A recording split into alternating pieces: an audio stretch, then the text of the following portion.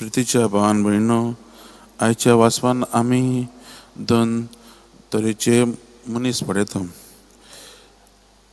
एक म्हणल्यार सिमोन नांवाचो हो फारिझेव, आनी आमी हाचो स्वभाव कितें, ताणें जेजूक गोडे आपल्या घरा जेवणाक आपयला खरो, पूण बिस्तो आपोवंक जाय म्हूण आपयला. कित्याक जुदेवांच्या कायद्या प्रमाणे तेंची तें तेंचे समाजान न्हू, तांचे कोण घरा कोण येयलो, गेस्ट येयलो जाल्यार रोखडीच तांची हॉस्पिटेलिटी बरी आसताली. आनी आयज आमी पळयता जेजूक आपयता खरो, पूण तो जेजूक सारको हॉस्पिटेबल ना. तो ताका येवकार सारको दिलोलो ना ताणें. पूण आनी वयल्यान आमी जेन्ना ही बायल जी येता, आनी पयत पुस्तकांत आमी आतांच आयकलां, ते एक नांव दिल्लें आसा वायट म्हणून, वायट नांवाची बायल म्हणून. पयलेंच तिका नांव पडलेलें आसा, ती वायट नांवाची बायल.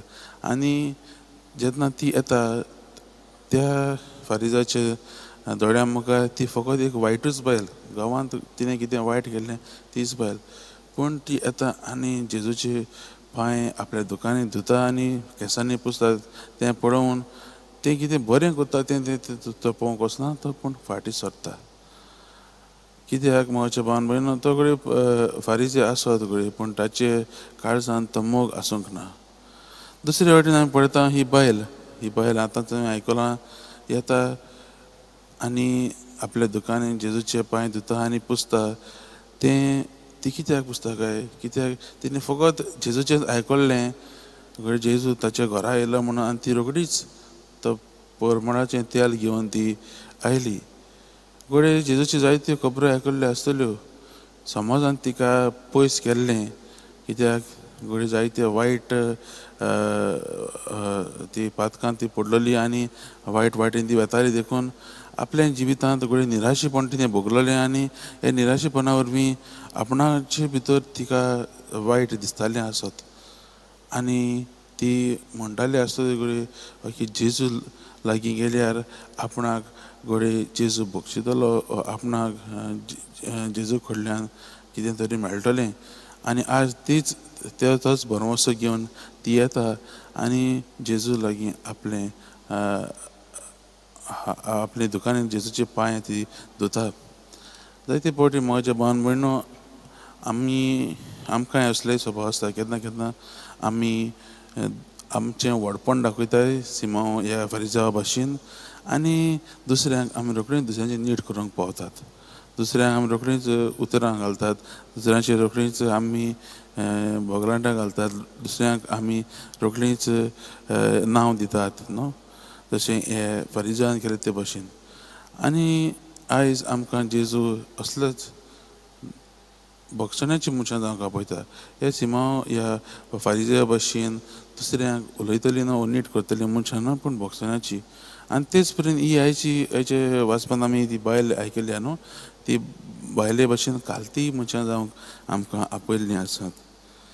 आयचो भाग्यवान जोसेफ कुपेर्तिनूय तोय एक कालती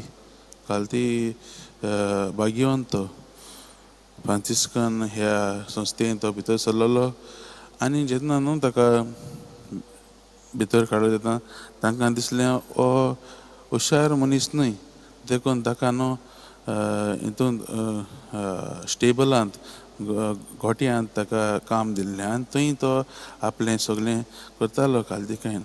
पूण देवान ताका आयज बरें सर्गीचें देणें दिल्लें आसा.